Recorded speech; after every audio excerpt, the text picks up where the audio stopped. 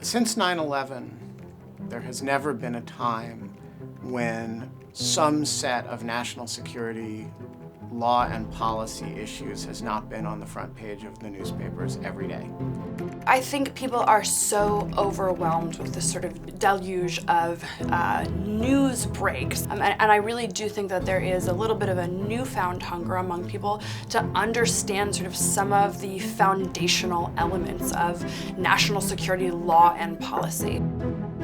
When Ben and I first talked about Lawfare, he described it as a blog that would address law and national security issues. This was at a time when, after the Iraq War and after Afghanistan, there were lots of legal aspects of the war on terror.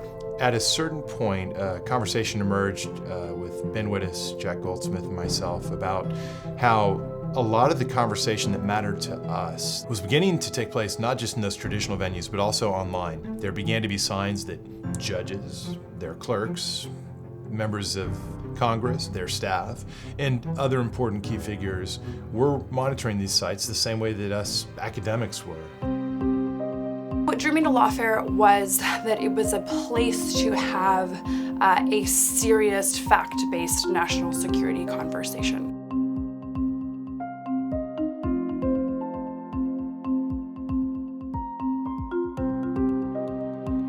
What's really valuable about Lawfare is that it can be a voice of expertise and a voice of calm, so that when Lawfare says, don't panic, you don't panic, and when Lawfare says worry, you know to worry. And I think that kind of authority is really valuable to people right now. We really do try to minimize bombast, hyperbole. We certainly are striving not to be partisan. Our ambition is that anyone who's interested in these issues, regardless of their policy preferences and their politics, would find us trustworthy and reliable. Most people who were writing in this space were writing with the idea that the government was the subject.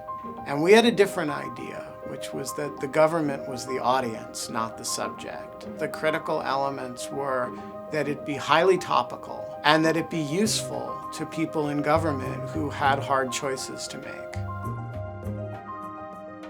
And one of the reasons Lawfare is successful the way it is with the audience that we reach is that we actually behave differently. We do not publish classified information. I wouldn't have been able to read Lawfare from my desk at the National Security Agency if I had to be worried about classified information popping up on the screen. We have to have a trust relationship with people in government. When we ask them to talk to us, we can't put them in the position of there being any doubt in their minds that it's lawful and ethical. Thomas Jefferson is alleged to have said that a healthy democracy requires a well-informed citizenry. And Lawfare has been a particularly successful, high-impact way of engaging professionals in the government, in Congress, and not just in the United States. There's a great deal of interest in Lawfare when I travel around the world.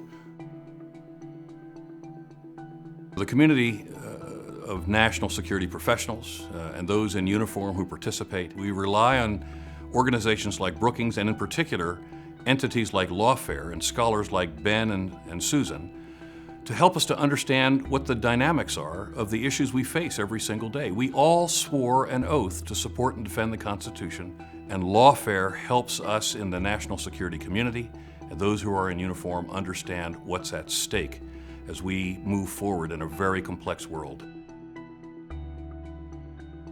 The Lawfare readership has really exploded during the Trump administration because Trump has raised a number of concerns, and so Lawfare has broadened its niche beyond law and national security into law and democracy. National security has sort of come to the fore under this president. People are really looking for someone to just explain to them what it all means. One of the things we're good at, one of the things we've gotten good at, is in translating news stories to the general public and explaining what's important in them, what the law and policy behind them is, what is the significance of certain developments.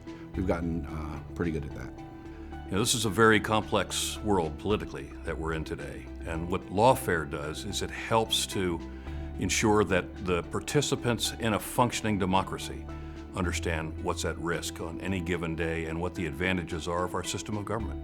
When I first came to Lawfare, we were talking about, 100,000, 150,000, 200,000 readers. Now, in the span of a year, we're having a conversation about over 1 million, each and every month.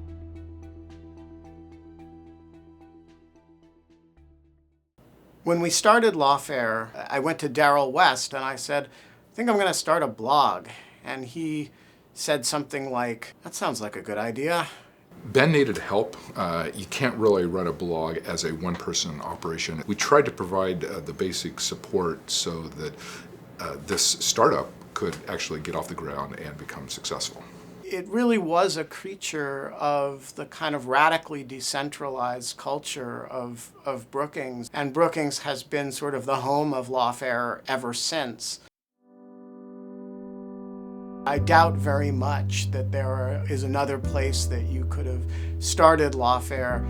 I don't think Lawfare could have been what it was anywhere else. There's something so unusual about Brookings and unusual about sort of the intellectual curiosity and the intellectual freedom here. Lawfare is housed at Brookings, and its core editorial team is based at Brookings, but it, on a daily basis, involves a wide, diverse array of writers, most of whom are not at Brookings.